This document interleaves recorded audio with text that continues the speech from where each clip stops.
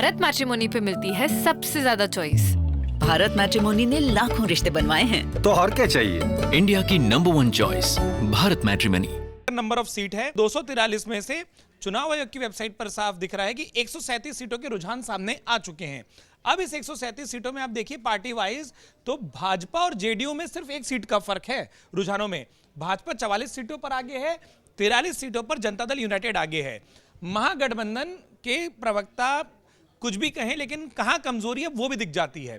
तीसरे नंबर पर आरजेडी है, तेजस्वी यादव निश्चित तौर पर मेहनत करते दिखाई दे रहे हैं। चौथे नंबर पर है लोक जनशक्ति पार्टी रामविलास। पांचवें नंबर पर है कांग्रेस। मतलब आप देखिए अगर टॉप 5 में देखेंगे तो 3 एनडीए, उसके बाद यहां पर आपको दिख जाएंगे एचएएम यानी कि हम, और उसके बाद अब आप आ जाइए कि पूरी 137 सीटों के रुझान क्या हैं वो दिखाते हैं। इस वक्त भारतीय जनता पार्टी 44 सीटों पर आगे चल रही है। जनता दल यूनाइटेड जैसा मैंने कहा सिर्फ एक सीट पीछे 43 सीटों पर आगे चल रही है। आरजेडी 24, लोक जनशक्ति पार्टी रामविलास 12 और महागठबंधन के अगर आप राजद को हटा देते हैं तो बाकी सभी प्लेयर सिंगल डिजिट पर हैं। कांग्रेस 6। अब हम हिंदुस्तानी आवाम मोर्चा जीतनराम मांझी की पार्टी 3 सीटों पर आगे। विकासशील इंसान पार्टी वीआईपी जिसे कहा जा रहा था वो 1 सीट पर आगे है। उसके बाद एआईएमआईएम भी 1 सीट पर इस वक्त चुनाव आयोग के मुताबिक आगे दिखाई दे रही है।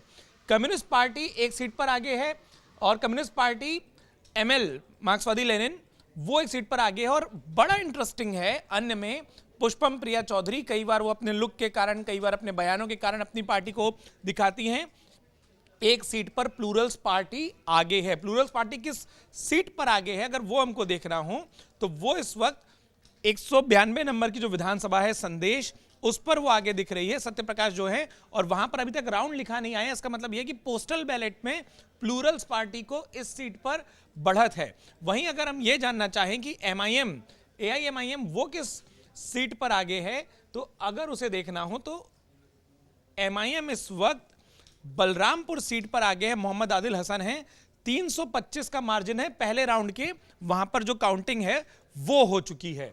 ठीक इसी तरीके से अगर हम पूरी लिस्ट जानना चाहें कि वो कौन सी सीटें हैं जहां पर भारतीय जनता पार्टी, और वो देखिए आंकड़ा फिर बदल गया 48 और 47 का, 48 सीटों पर आगे है। तो भाजपा जिन 48 सीटों पर इस वक्त आ गई ये रही पूरी लिस्ट।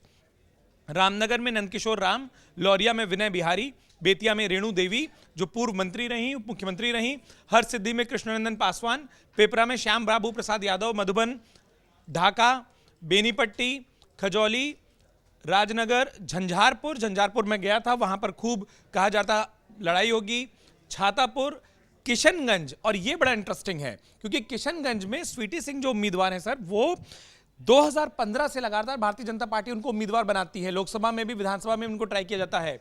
और इस बार जो मुस्लिम वोट बैंक का पोलराइजेशन अगर ये परिणाम में बदलता है, क्योंकि पहले ही राउंड में जो लीड आपको दिख रही है वो 2200 वोटों की दिख रही है यहां पर जो बढ़त है, तो अगर 2200 वोटों की बढ़त किशनगंज जैसी सीट पर आपको दिखाई दे रही है तो ये भी एक बिहार को समझने वालों के लिए हेडलाइन हो सकती है कि इस देश का जम्मू कश्मीर के बाद सर्वाधिक मुस्लिम बाहुल्य जिला है।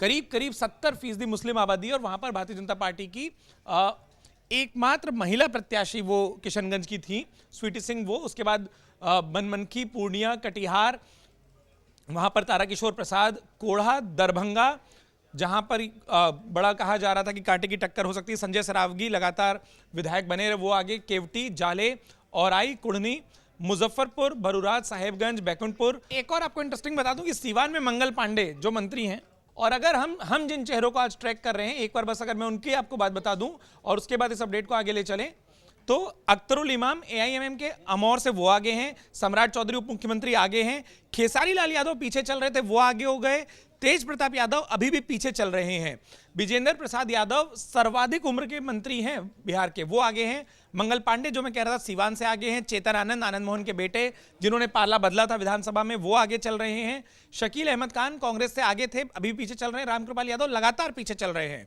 मनीष कश्यप वो इस वक्त आगे दिख रहे हैं, श्रेयसी सिंह आगे हैं, और बड़ी खबर यह कि विजय कुमार सिन्हा जो उप मुख्यमंत्री हैं वो पीछे चल रहे हैं, प्रेम कुमार लगातार 7 बार जा रहे हैं वो आगे हैं, ओसामा शहाबुद्दीन के बेटे राजद रघुनाथपुर वो आगे हैं, मैथिली ठाकुर आगे हैं, तेजस्वी यादव आगे, और एक सीट जिसकी चर्चा पूरे देश में हुई मोकामा अनंत कुमार सिंह वो आगे चल रहे हैं, कुछ अभी भी चेहरे जिनको आज हम ट्रैक कर रहे हैं, बीमा भारती, स्नेहलता कुशवाहा, वो उनके अभी रिजल्ट हमको मानेंगे। पुष्पम प्रिया अपनी सीट पर तो पीछे चल रही है, उनकी पार्टी एक सीट पर आगे है। और लेशी सिंह, बड़ी कद्दावर मंत्री, हमने इनका इंटरव्यू किया था, इस वक्त वो पीछे चल रही हैं। काराकट से पवन सिंह की पत्नी ज्योति सिंह निर्दलीय हैं, वो पीछे चल रही हैं। और अगर हमारे पास जो अमर उजाला के पास रुझान है उनकी बात करें तो इस वक्त एनडीए 160, जहां पर आपको दिखाई दे रहा है कि ये दो प्लेयरों ने, जो लोग कहते थे, आप ये देखिए सर अंतर, अगर इसको कोई आंकड़े को देखिए, जो जदयू 43 सीटें 2020 में जीती थी, इस वक्त 26 और ज्यादा सीटों पर आगे चल रही है, कुल 69 पर आगे चल रही है। ये एक जो लाइन है ना जदयू की, ये एक बड़ी खबर है कि जहां पर जदयू ने जोरदार वापसी की है पिछले विधानसभा चुनाव में, जिसका एक कारण है लोजपा आर का इनके साथ आ जाना, चिराग पासवान का इनके साथ आ जाना, जो पिछली बार जदयू के खिलाफ थे।